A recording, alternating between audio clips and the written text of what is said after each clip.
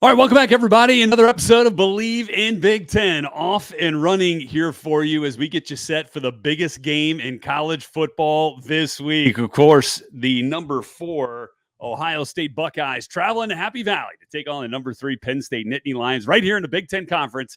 It's going to be fantastic. Glad to have you aboard here once again on Believe in Big Ten. I'm Rhett Lewis, Tom Hannifan back here with us, and our pleasure to welcome in the host of Fox's Big Noon Kickoff, host of the Triple Option podcast series with Urban Meyer and Mark Ingram. The great Rob Stone is with us. Rob, man, what a pleasure to get a chance to spend some time with you. One of the voices of college football. We love what you do each and every Saturday.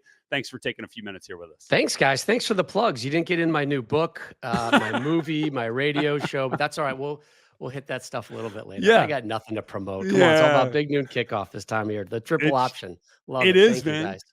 It is. And look, it's been so much fun to watch you guys this year. And really, since Big Noon, kind of became a thing in engaging, the great fans of college football, right? And, Awesome. and the pageantry of this sport, man. And it's so cool, right? I love those kids, man. I love tell me being about in that those experience. environments. Yeah.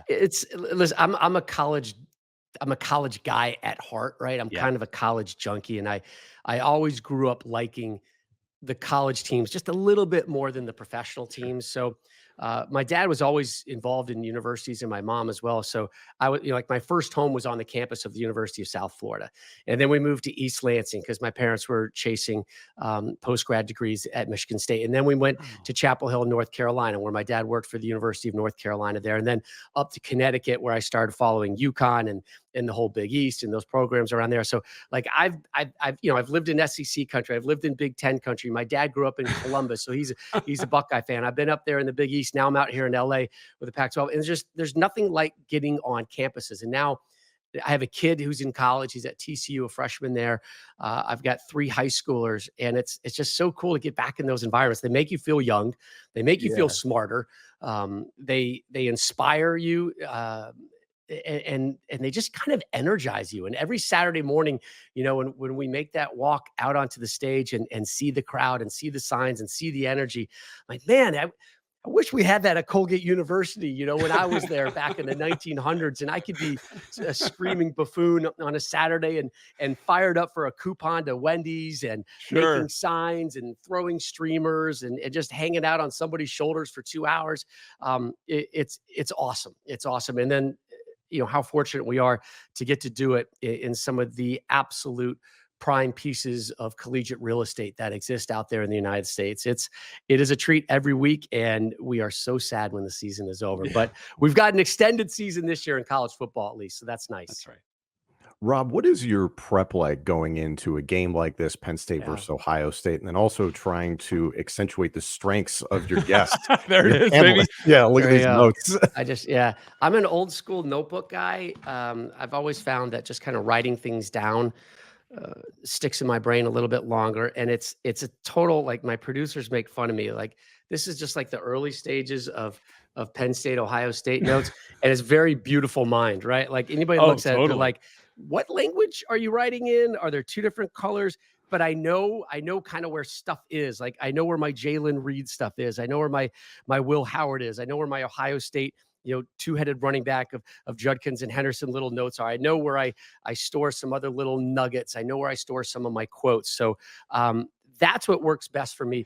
It starts on a Saturday. Once we're done with one show, we're watching the games, and everything that happens that Saturday impacts what we're going to do, the next Saturday. So your brain is already spinning about, all right, what are going to be the big talking points? What are going to be the big games?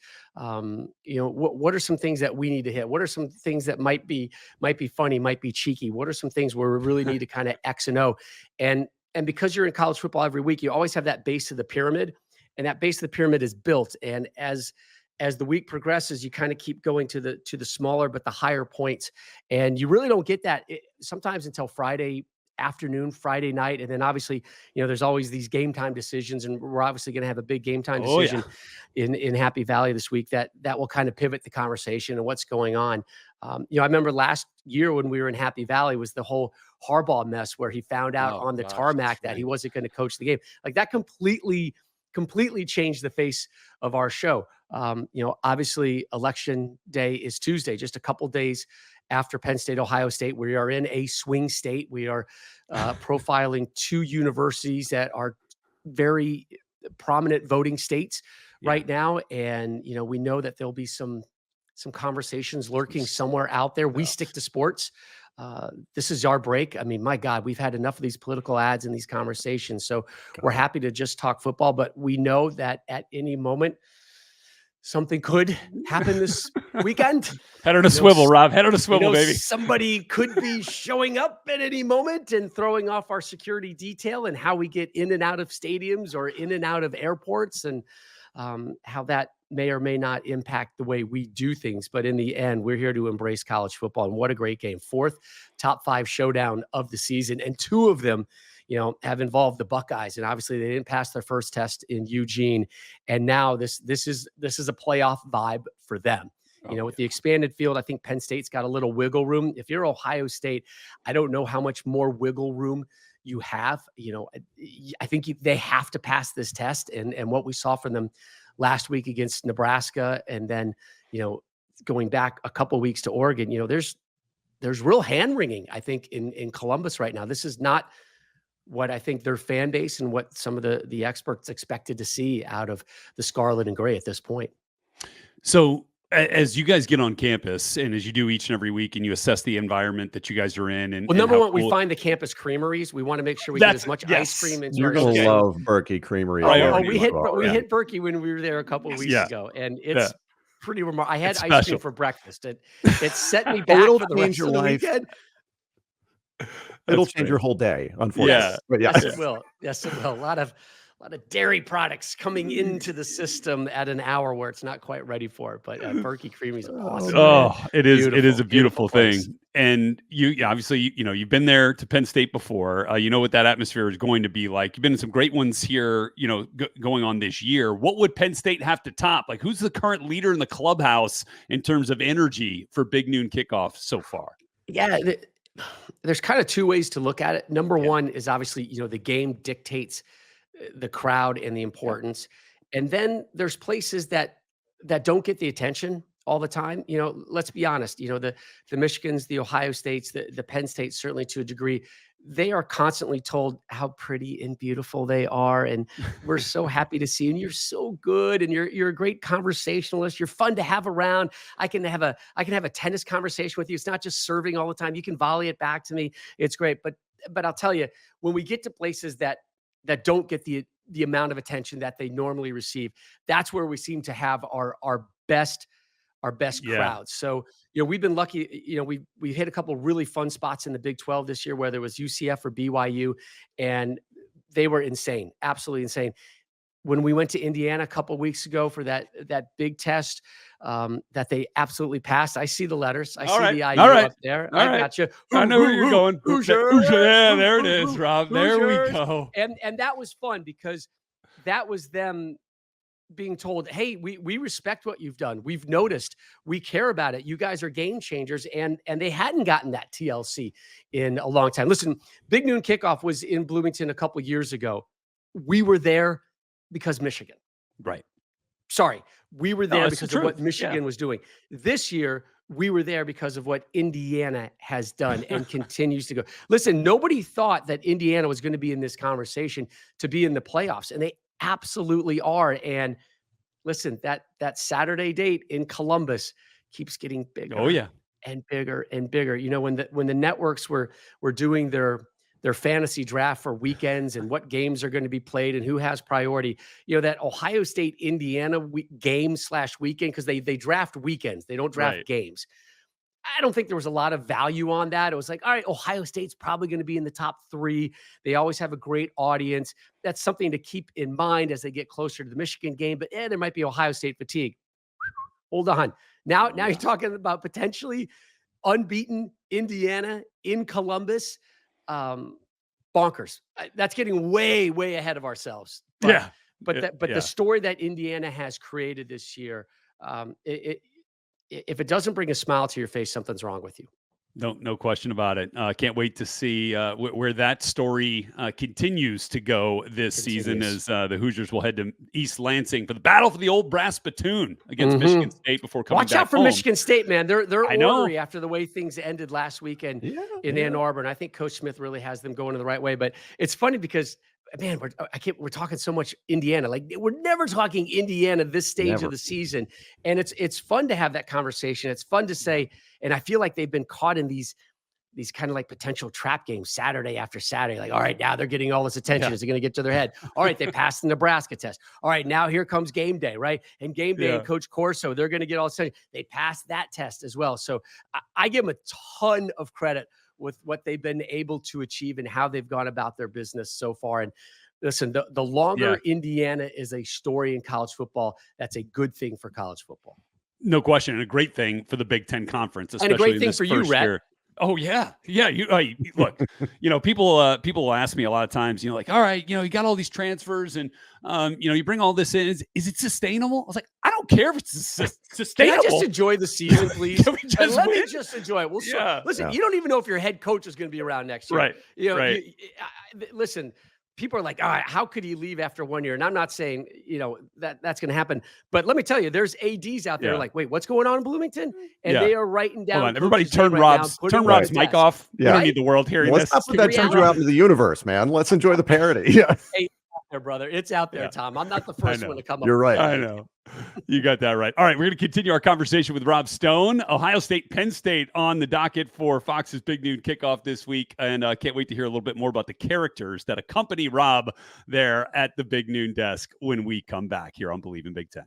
Welcome back to Believe in Big Ten. I'm Tom Hannifan, joined by Rob Stone as our special guest. And of course, going to be here with Rhett Lewis of the NFL Network and the Big Ten Network. This podcast is presented by BetOnline. Basketball fans, it's that time of year again. The NBA is back from tip-off to buzzer beaters.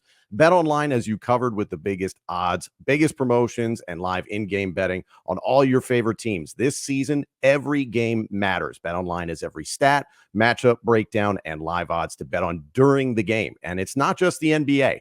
BetOnline is odds on everything from football, the NHL, even political props. So head to betonline.ag today to get in on the action with America's most trusted site for online wagering. Believe in Big Ten is presented by BetOnline. The game starts here.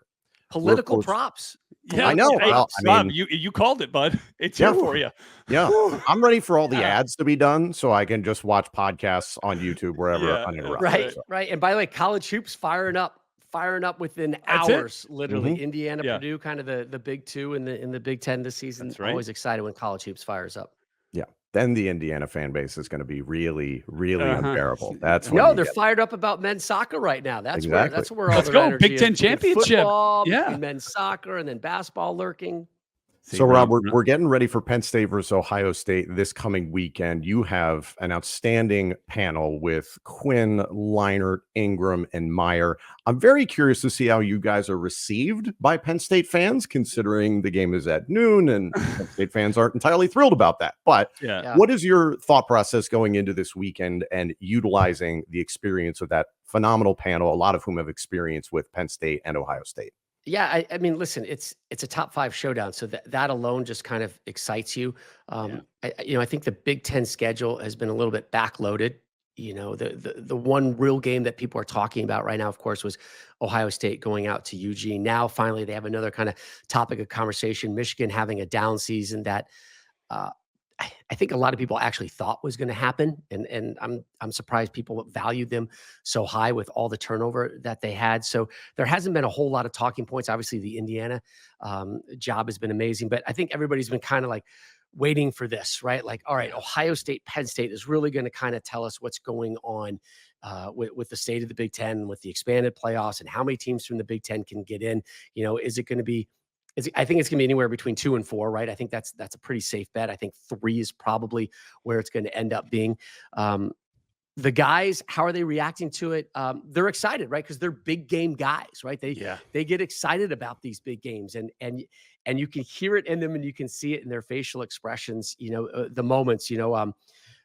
Mark Ingram on the triple option this week. We interviewed Penn State tight end Ty Warren, and Ty threw a question at Mark Ingram about like, hey man, these these big games, when you were in those big games at Alabama, what was different for you? And Mark just lit up, right? Like big smile, and like take care of the ball.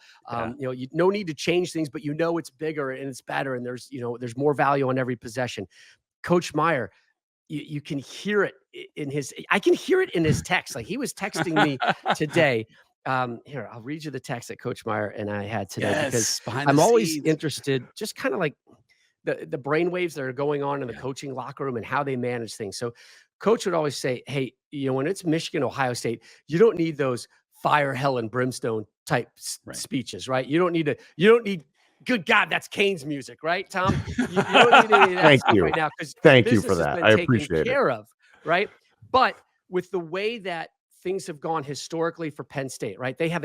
Penn State has a Michigan problem and an Ohio State problem under James Franklin, right? Yeah. And one of those problems is in town right now, and you can take care of that problem. So to me, like, yeah, I know it's a big game, but this is bigger than a big game. Like there is so much on the line for Coach Franklin and his program. And for Ohio State, the way the last 2 weeks have gone, certainly not up to Buckeye standards. I feel like so I was curious, like, is this a fire and brimstone type pregame speech, or is it, hey, we all know it's a big game, there's nothing for us to say? So I said that to Coach. Hey, curious, you said in the past that big game coaches don't need to say much pregame. Players know what it is, what's at stake, but what has happened the last couple of weeks for both programs, does that change? And he goes, I would guess that's ongoing throughout the week. Big games, the practices are more important to get the players focused that Saturday. So I guess it's not like a kick the water cooler and throw a garbage can type moment. I guess I'm always looking for those moments, because those are the moments I want, right? Like I want like coach coming in and like telling. I remember hearing the stories about, I can't remember what coach it was that I used to work with, but he would kind of come in and he would tell the assistants or the equipment guys, like, hey, move the water coolers close to me and keep the garbage cans by, right? Because I am to kick the shit out of it, right? So it comes at fire, and the props are right there, right? So you can throw things around and kick, and then really, bam, get their attention.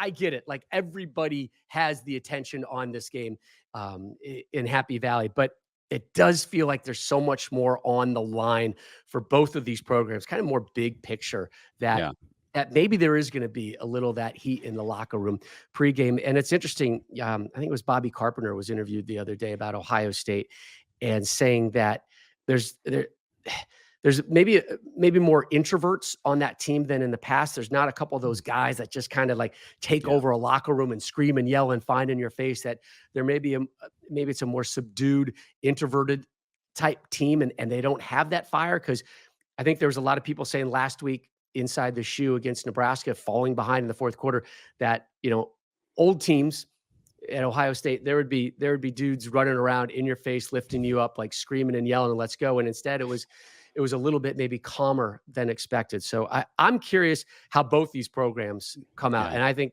Penn State and Coach Franklin are going to come out flying. And Andy Kotelnicki, whoever's at quarterback, is going to be really creative. And those first couple series for Penn State, there's going to be so much movement. You never know who's going to be taking the snap. And I think it's going to be trying to put Ohio State on their heels as fast as possible and engage that 100,000 plus. So the attendance record at Beaver Stadium, you guys know what it is? It's north of 110. It's all right. I have north of 110. Yeah. Yes. Okay. It is 110,889. All right. 110,889. Do you know who it came against? Ohio State. Yeah. 2018. Ohio State. That's the attendance I went to that record. game. That was a heartbreaker. You're part of that in that number, Tom. So if we can get you, Tom, if we can get you to make that road trip from Philly to State College, we might get that up to 110,890 and set a new record. I think set a record. Why not? I think the fire marshal right now is like, I don't want to see it. Coming in, students. All right, let's have a good game. Let's be safe and smart out there. Right. Yeah. Hey, Rob, last one here for you.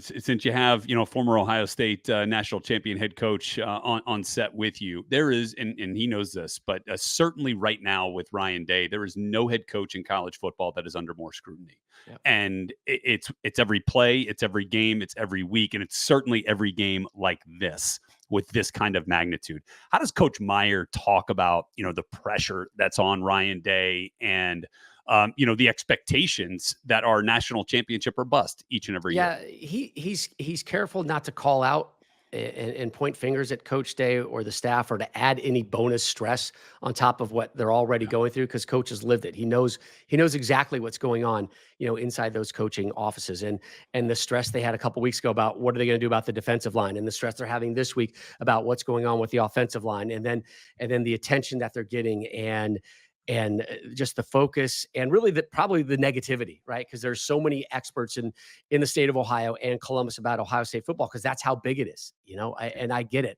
I understand it.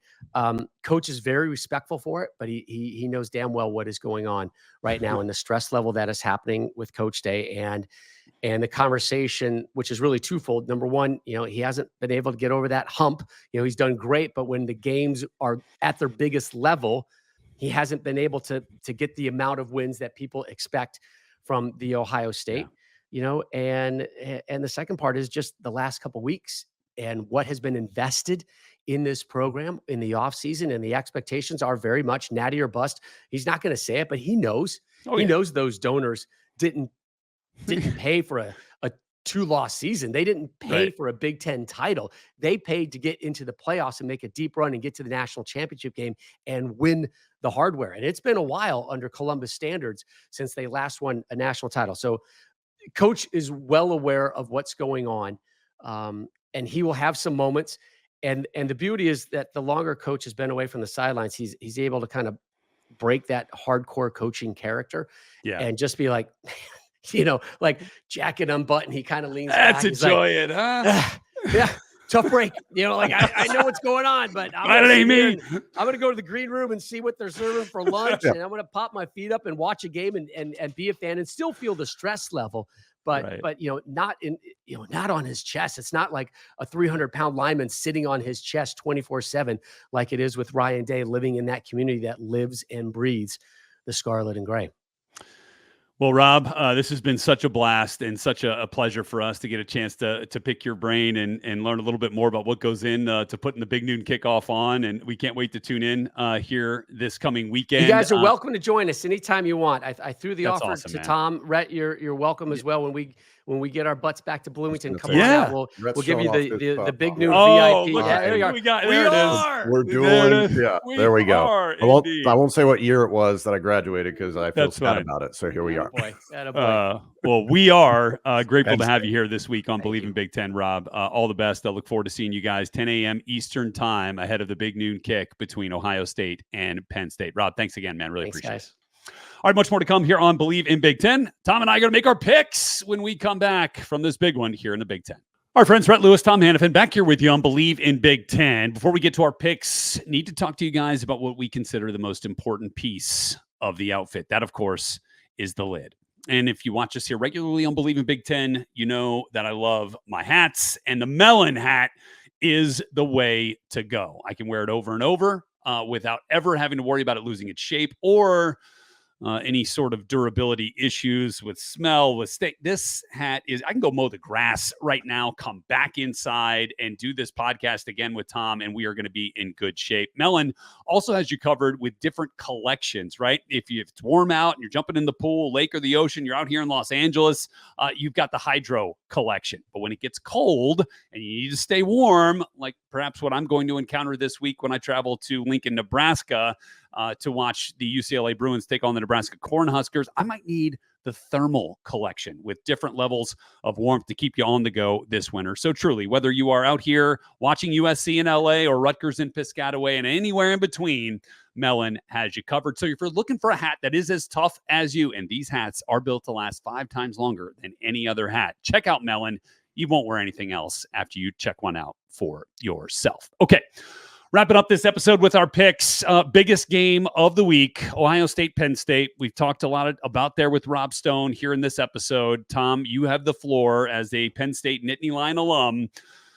I think I know where you're going in this one. What do you got for us? Yeah, I'm liking Penn State's chances, and I like them even more if Drew Aller is able to go, and not just able to go, but if he is able to be mobile within the pocket. Utilizing Bo Perbula against Wisconsin was eye-opening. You could see how the offense changed, but I think still Penn State has a better chance against Ohio State with Drew Aller at the controls. And then defensively, I think the way Penn State plays, especially in the secondary, that man coverage style, funneling everything to the inside, not letting anybody get over the top, that is going to be a problem potentially for Ohio State. They have the athletes, but if Penn State can bottle them up, that's the chance they have.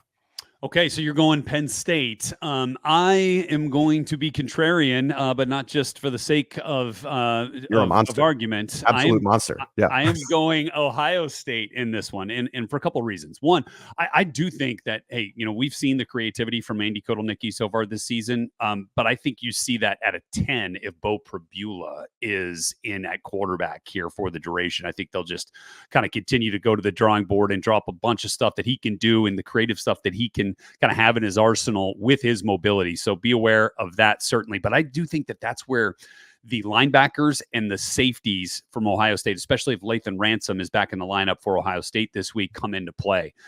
Sonny Styles, it might be the most athletic linebacker in the country for Ohio State. Maybe Devin Jackson at Oregon gives him a run for his money with straight speed. But Cody Simon played one of his best games as a Buckeye last week for Ohio State in that win over Nebraska. So I think those two guys, and then you look at Caleb Downs, of course, the Alabama transfer who's come in and done some great things for Ohio State, along with Lathan Ransom and those talented corners and Igbinosun and Denzel Burke. I think you're going to lock down the Penn State receivers, and then it's all about trying to figure out what Andy Kotelnicki is doing in the run game and with Bo Perbula and or Drew Aller or some share in between. So I'm going to go Ohio State in this one. I feel like they'll score enough points, and the defense's speed and athleticism will be on their side in this one. So with that, that is our big game of the week. So on Monday, that'll be the first thing we talk about when we recap this thing here for you on Believe in Big Ten.